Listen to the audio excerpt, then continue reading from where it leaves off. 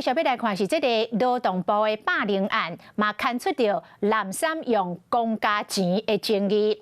民众党今仔日开记者会，讲劳动部最近2年开立新媒体的预算超过1亿，但是效益无好，甚至讲动用到这个电付基金这条钱，这是失业劳工的救命钱，竟然嘛讲摕去做宣传，敢有影安尼咧？这劳动部也未回应。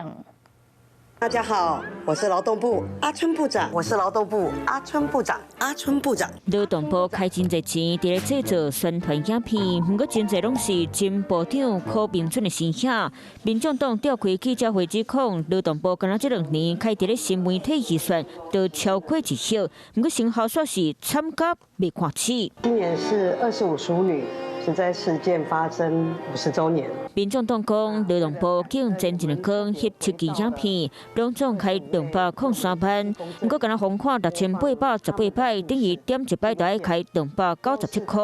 若劳动部伫咧2020年，阁有委托公司管理社会营销，一年预算216万，若是逐天铺文会，一篇铺文的成本就要买6000。4支影片制作要加150万啊，推算说，那么10支大概是478万啊。 天哪！阿春部长会客室好奢华哦。民众党感觉要了，这项蓝衫使用贵甲惊倒人的宣传费用，更拿就安基金。现在是连失业劳工的救命钱，他都敢动用，动支了积欠工资垫偿基金啊，100多万哈，去做广播录音啊，去做宣传素材。劳工是民进党心中最肥的一块肉啊。 哪是最软的一块啊？这是花在劳工身上，还是花在许明春身上，还是花在陈菊身上？对这件代志，劳动部到即马也未回应。不过不管安怎，翁部长拢爱自头检视到尾，真调机制到底是倒位出问题，爱互平台和民众一个交代。